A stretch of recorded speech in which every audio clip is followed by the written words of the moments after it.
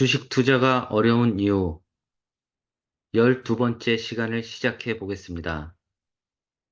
주식 투자가 어려운 이유 23.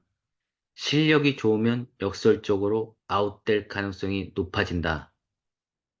주식 투자를 경험하면서 처음에는 혼자 시작을 하다가 모임에도 나가고 내 블로그 글에 주식 분석글을 보고 누가 만나자고 하는 등 주변 투자자들을 만나 교류하게 된다. 그리고 몇 년을 교류하다 보면 나는 꾸준히 열심히 잘하고 있지만 가진 부의 차이 때문에 열등감을 느끼기도 한다. 나는 이제 5천만 원 만들었는데 모임 형님들은 자산이 수십억, 수백억일 수도 있다. 혹은 주식 시작할 때 부모님으로부터 몇 억을 증여받아 출발선이 다른 경우도 있다. 대학 졸업 후 회사에 들어가서 월급을 받으면서 생활을 해보면 자기가 금수저가 아닌 이상은 월급으로 부동산을 사려면 20년이 걸린다는 사실 앞에 숨이 막힌다. 모임에서는 비교를 하지 않으려고 해도 자산 규모가 비교가 되고 치솟는 부동산 가격은 매일 신문에 나오니 생각을 안 할 수가 없다. 연봉 5천만 원 한 푼도 안 쓰고 저축 시 강남 잠실 쪽은 30년도 더 필요한데 집값이 고정일 리는 없고 인플레이션 때문에 더 오를 수도 있다. 그래서 주식 공부를 시작했고 약간 센스도 있어서 연평균 수익률이 30에서 50% 정도 나올 수도 있다. 받은 게 없이 월급으로만 시작했다면 보통 1, 2년 적금을 부어서 만든 돈이 자기 시드머니일 텐데 2천에서 3천만 원 정도로 시작하는 게 보통일 것이다.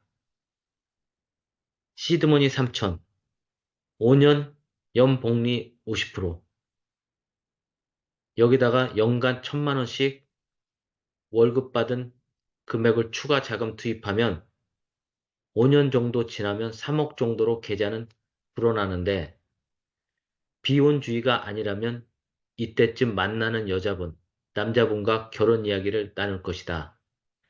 신혼집을 생각하면 이 자금을 전부 빼도 전세 보증금에도 미치지 못할 수도 있다. 혹시나 사는 지역이 서울이 아니라 지방이라면 전세 보증금은 해결이 되지만 주식 계좌에서 돈을 빼야 결혼 비용과 전세 보증금이 해결이 된다. 이런 경우 결혼은 무난하게 할 수 있지만 본인 주식 계좌는 다시 제로에서 시작해야 된다. 헉, 백투더 5년 전. 물론 그동안 해온 경험과 실력이 어느 정도 있기 때문에 빠르게 자산이 불어날 테지만 3억을 굴리던 내가 500만 원이 든 계좌를 운용할 상상을 하니 너무 답답할 것이다. 갑자기 결혼을 하기 싫을지도 모른다. 내가 3천만 원으로 5년 만에 3억을 만들었는데 시작할 때 마이너스 통장으로 대출을 6천만 원 땡겼다면 지금 3억이 아니라 9억일 텐데 아뿔싸 왜 나는 이 생각을 못했지?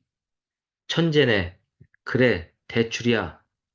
처음부터 마이너스 통장을 썼다면 좋았겠지만 이미 성과가 어느 정도 났을 때 마이너스 통장으로 대출 받을 수 있는 자금은 현재 자본금 대비 너무 작기 때문에 자본금만큼 효과를 내기 위해서는 신용미수 혹은 주식 담보 대출밖에는 남은 길이 없다.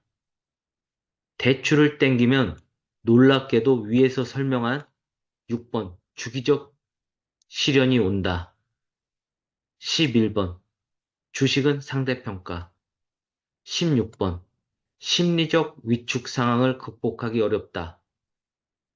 가 대출을 땡겼을 때 동시에 펼쳐진다. 그동안 장이 좋았기 때문에 수익률이 높았을 수도 있었고 마이너스 20에서 마이너스 30% 지수 조정은 3년마다 온다. 그리고 5년간 신규로 들어온 주식시장의 기린 아들 때문에 상대평가 난이도가 높아졌을 확률도 높다. 그리고 16번, 대출로 땡겼을 때의 심리적 위축 상황을 극복할 마인드가 아직 갖춰지지 못한 경우에는 대부분 폭락의 정점에서 판다.